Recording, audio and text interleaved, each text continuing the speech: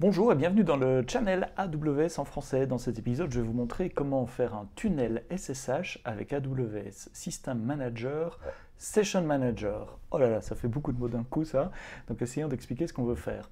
Regardez l'autre épisode sur ce canal qui vous montre comment faire un SSH avec System Manager, Session Manager. System Manager permet de faire de tas de choses, mais le sous-ensemble Session Manager vous permet d'établir une session avec vos Amazon EC2 instances, vos instances dans le cloud, sans utiliser SSH, sans ouvrir de sécurité groupe et sans devoir gérer des clés privées et des clés privées et des clés publiques AWS.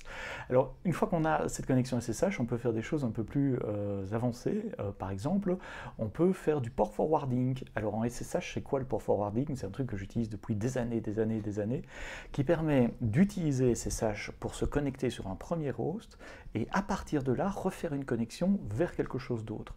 Et donc, ça vous permet d'accéder à des services qui sont protégés en termes de réseau. Depuis votre laptop, vous vous connectez au premier host, celui auquel vous avez accès en SSH, et à partir de là, vous refaites une connexion, un tunnel vers soit un autre process qui tourne sur la même machine mais auquel vous n'avez pas accès à travers le réseau, les security groups, ou voire même à une autre machine qui est derrière dans le VPC, dans le réseau de votre Amazon EC2 instance. Il y a quelques mois, j'ai écrit un blog qui explique comment faire ça. Je vous mettrai le lien du blog dans les descriptions évidemment ici en dessous. Mais voilà l'image de ce que je veux faire aujourd'hui. Je veux partir de mon laptop, créer un tunnel SSH sans utiliser SSH, en utilisant Session Manager, System Manager. Donc le port SSH n'est pas ouvert sur mon instance et je n'ai pas de clé privée, clé publique pour me connecter à mon instance. Donc c'est System Manager qui va faire ce tunnel pour moi. Une fois que ce tunnel est ouvert, je vais demander de me reconnecter à un autre process. Ici, pour la simplicité, j'ai choisi que l'autre process tourne sur la même instance, c'est un serveur web, Nginx, tout à fait normal, mais ça pourrait être une autre instance adressable depuis celle à laquelle je me connecte, donc ça ne doit pas nécessairement être sur la même instance. Donc vous voyez bien le processus ici. On part de mon laptop qui va se connecter en localhost, il va se connecter sur lui-même, il va faire SSH, ou en tout cas l'émulation des SSH sur System Manager, Session Manager, va amener le trafic dans le tunnel, le dérouler de l'autre côté, et puis faire la connexion sur le serveur web. Alors, pour vous montrer cela, je vais créer une infrastructure extrêmement simple. Je vais créer un VPC. Dans ce VPC, je vais créer un public subnet, un private subnet, et dans le private subnet, je vais mettre une instance EC2. Je vais être gentil, je vais lui mettre une NAT gateway, donc cette instance EC2, elle pourra sortir, se faire une connexion pour un YUM update, par exemple, vers Internet. Mais vous voyez qu'avec ce setup-là, mon instance étant dans un subnet privé, je ne peux pas me connecter en direct. En plus, les security groups ne me permettront pas, et puis j'ai pas de clé SSH, donc ça fait 3 bonnes raisons pour ne pas me connecter sur cette instance-là. Alors, pour créer cette infrastructure, je ne vais pas la créer là devant vous, j'ai écrit un script en CDK, et je vais aussi vous mettre le lien dans cet épisode, qui crée tout ça pour moi.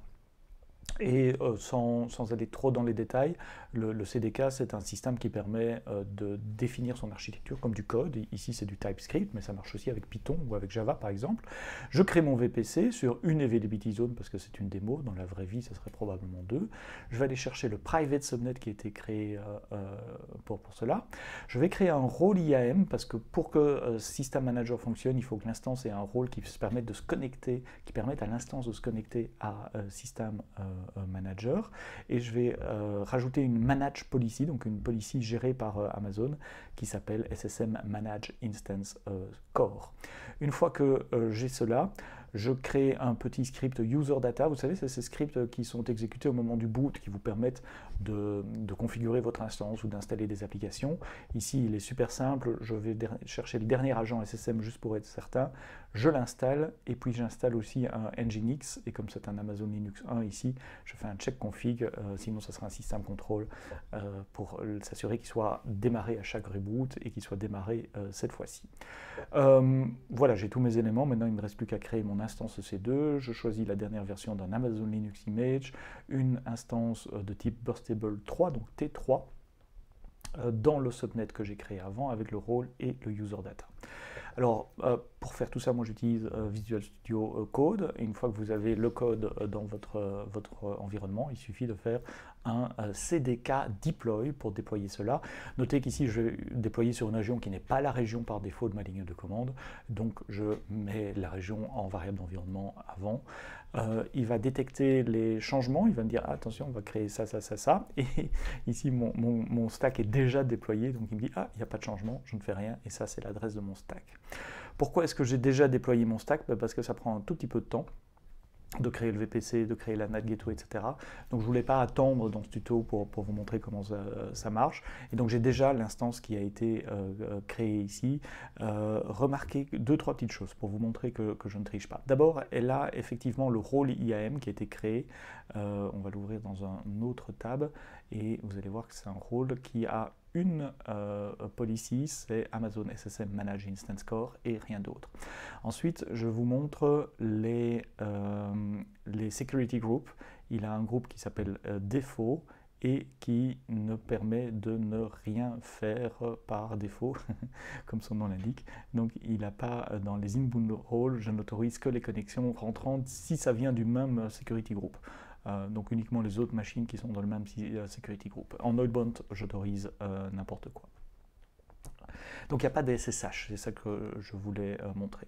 Donc je peux me connecter à cette instance par Session Manager quand tout va bien. Ça vous voyez dans l'autre épisode de cette série comment il faut faire. Enfin voilà, là j'ai une connexion dans mon browser et donc on voit que tout fonctionne bien.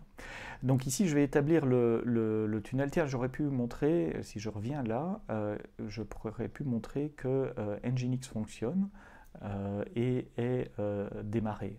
Voyons ça rapidement, PSAX, grep, Nginx. Effectivement, on voit que Nginx est démarré et netstat TNLP, on devrait voir qu'il y a effectivement un process qui écoute sur le port 80. Donc il y a bien un web server qui tourne là, mais je n'ai pas de security group qui me permet de m'y connecter, je n'ai même pas d'adresse IP publique. Donc comment que je fais? Eh bien c'est tout simple, je prends un terminal. La première chose à faire, c'est de récupérer l'instance ID, parce que c'est avec l'instance que je vais m'authentifier. Alors pour me simplifier la vie, je la mets dans une variable d'environnement et j'ai instance ID là. Ensuite, il y a une commande à faire pour ouvrir le tunnel et cette commande, je la donne dans le blog post. Il suffit de scroller un peu et d'aller copier ici la commande que j'ai donnée. Alors on va la regarder ensemble cette commande. C'est un start session, donc AWS, c'est la ligne de commande AWS que vous connaissez. SSM, start session, target, instance ID le voici, le document name start port forwarding session et puis les paramètres, je veux forwarder vers le port 80 à partir du port 9999. Et quand tout va bien, ben, ça devrait marcher. Alors ici, ça ne marche pas parce que probablement j'ai déjà une session ouverte, puis parce que c'est une démo, et donc les démos, ça ne marche jamais du premier coup, c'est bien connu. Donc maintenant que j'ai fermé ma session, évidemment, ça refonctionne. Error, target not connected when calling the start session. Pourquoi que ça me fait ça? Alors, on va aller revoir si j'ai pas oublié quelque chose d'autre. Ah, évidemment, j'ai oublié quelque chose d'autre. C'est que je suis dans la région Paris, donc je vais faire région EU Ouest 3. Et voilà, donc j'ai un tunnel maintenant qui est ouvert. J'ai un process qui écoute sur le port 9999 en local et qui forward tout sur le port 80 à destination.